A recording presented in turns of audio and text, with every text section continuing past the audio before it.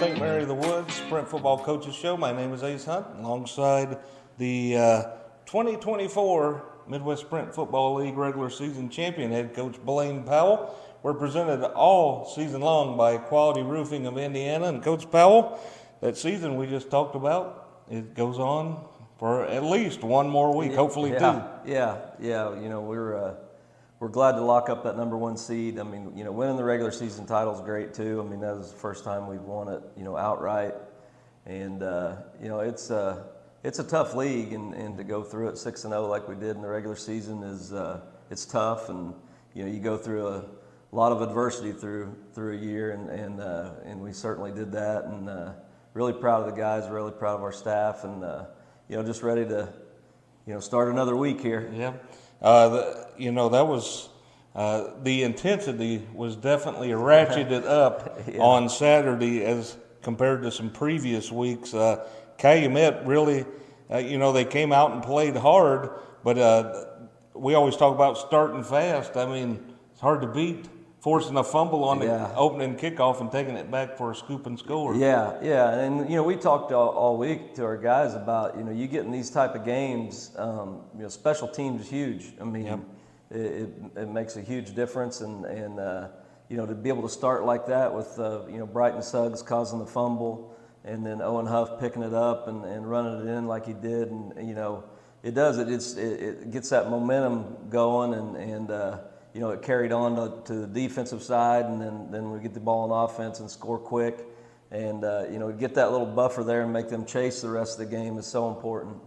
It wakes up the statistics man too when a play like that happens right out of the gate. It makes you think early, doesn't it? Especially when I was at a volleyball match 30 minutes before then. It was pretty wild. But that was a fast start, and I thought Jeremiah, you know, once he got his sea legs a little bit out there, he really was able to spread the ball around pretty well. Yeah, and you know, the main thing with Jeremiah was, I mean, just the last two games, we've seen that completion percentage come way up, and he's making really good decisions. He hasn't thrown any interceptions. He's taking care of the ball. But you know, what we were most proud of is the way he just stood in there and took some hits, and you know, let those deep passes clear.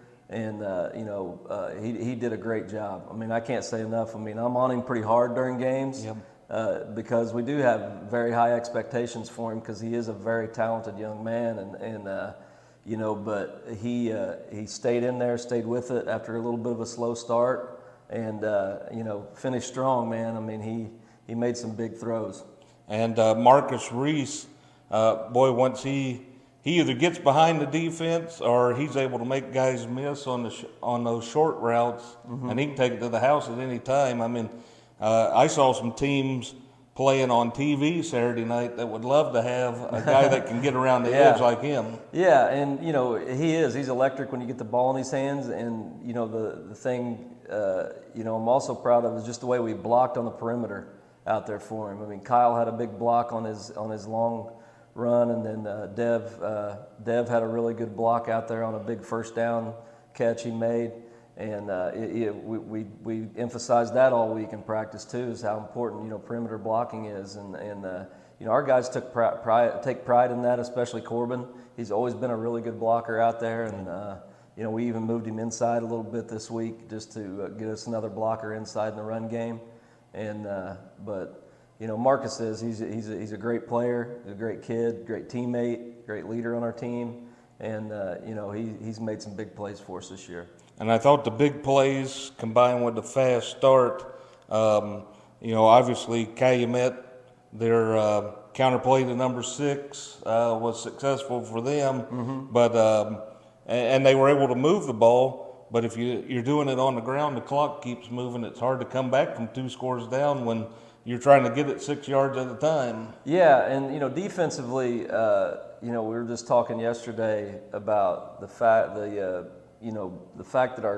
our defense is now in a stage of knowing the defense well enough to where we don't have to make calls to adjust now. Our players are seeing what's going on, and they're able to adjust kind of what they're doing, and you know, how they're playing things, and you know, we can stay in a base defense, and we felt like, you know, we knew we had to kind of corral Nino a little bit. He's a really talented kid, and so we didn't want to like just send pressure right away at him, and we wanted to make him read the defense, and he every once in a while he got us, but for the most part we did a really good job containing him, and like you said, making him run the clock, and with us with that fast start, man, that was huge. The exciting win over Calumet St. Joseph brings home the Midwest Sprint Football League regular season championship. Now, where I come from, we used to call it the Lonesome Polecat. Up here they call it the Swinging Gate. Yeah. When we come back from the break, we're going to talk about a play that you usually see in the PAT area. Mm-hmm. The Pomeroys brought it out on 4th and long in a big play late in the game. We're presented all season long by Quality Roofing in Indiana. We'll be right back.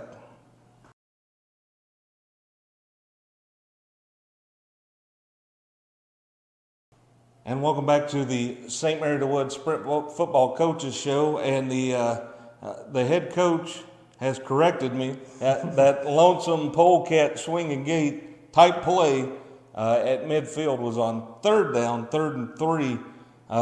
You should let me keep thinking it was 4th down. I was call you a riverboat gambler doing it. Yeah. But that came at a really important time.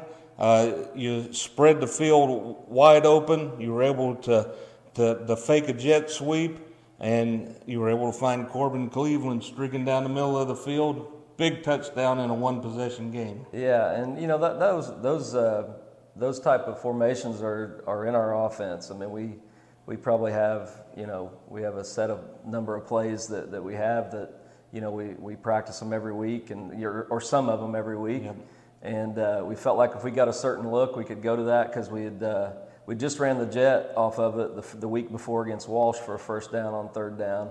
And then, if anything, they only had 2 timeouts left, and we thought, if they don't like how they're lined up to it, or how, they don't match up to it well, maybe we can get them to call another timeout.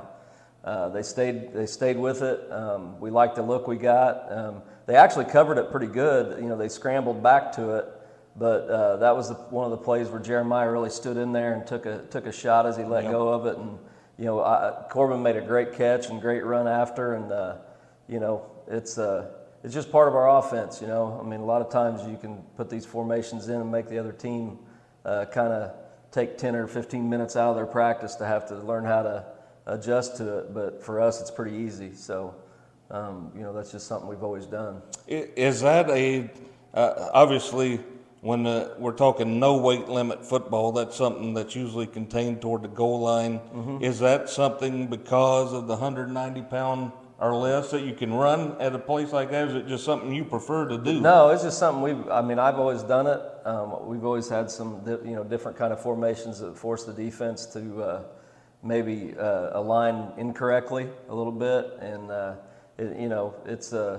it's something that you see it a lot these days. I mean, Arizona State did it against UCLA a lot last year, and Kansas did it last year a lot. So you see it around NCAA football a lot, and we've kind of adapted it to our personnel and put in a few plays to give us a little bit of an advantage every once in a while.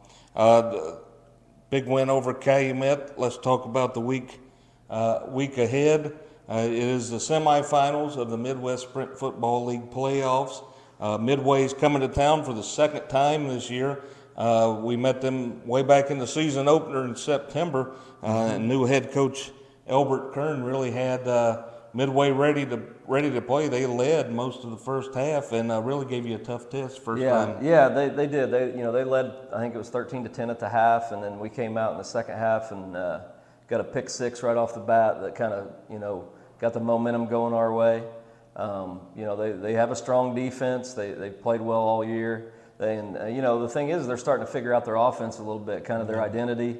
They've ran the ball really well in their 2 wins, and they took Bellarmine late into the 3rd quarter before Bellarmine kind of got on a roll against them. So they have a very talented team. Yep. And you can tell that Coach Kern's really starting to put kind of his stamp on them. And it takes a while, with a new coach and implement what you want, kind of your culture and your schemes and things like that. But he's done a really good job of that, kind of gradually getting better as the season goes on. So we know it's going to be a good test, and we'll have to be ready, and we'll do everything we can to win this one and move on. I got to compliment you on Saturday morning. I was going in for that volleyball match. You guys weren't leaving, let's say, until 11 o'clock on the bus to go over to weigh in. I mean, you had guys there at 10 a.m. just chomping at the bit, ready to go. And so I know you guys are going to be ready to play. And obviously, Midway, first time ever with a playoff game. So you got a veteran group that's been in it every year, and you're going against a brand new team. It'll be their first opportunity. Yeah, they're going to be hungry. And, one thing about our guys this year is, no matter who we've played, no matter what their record's been, no matter kind of, they've been up for the game. They're excited to get out there and play. And, that's a great thing, because I don't feel like we've ever really overlooked anyone, never not taken someone serious. And, this team just, they've really bought into to what we've, told them about. Just, let's worry about us, and let's prepare for them. Yep. And that's kind of what we've done all year, and that's what we'll continue to do. And we know we're going to face a very hungry team that wants to move on and kind of shock everyone. And but we're there to do everything we can to stop them. Well, the best part about being the number one seed is you're guaranteed to go into year 4 undefeated on the road all time. yeah, that's true. That's true. We're going to keep that streak alive at least this year. There ain't many college head coaches that can say that. I tell you that right now. Well, good luck to you Saturday. Thank you. We're all going to be there pulling for you and for the Pomeroys. Once again, the semifinal game against Midway will be Saturday, November 2nd at J. Barrett Field over at West Vigo High School. And kickoff is at 2 p.m. And come out and see some great college football and hear the best in-game playlist in all of college athletics. There ain't no doubt about that. And Vernelson, he's got it figured out. Yeah, he does. Thanks for joining us, Coach. Yep, thank you. Thank you for joining us as well. We'll see you Saturday out at the ball game, 2 o'clock against Midway, Sprint Football League, semifinals for the Pomeroys. Thank you to Quality Roofing of Indiana, as always, for the program, and go Pomeroy.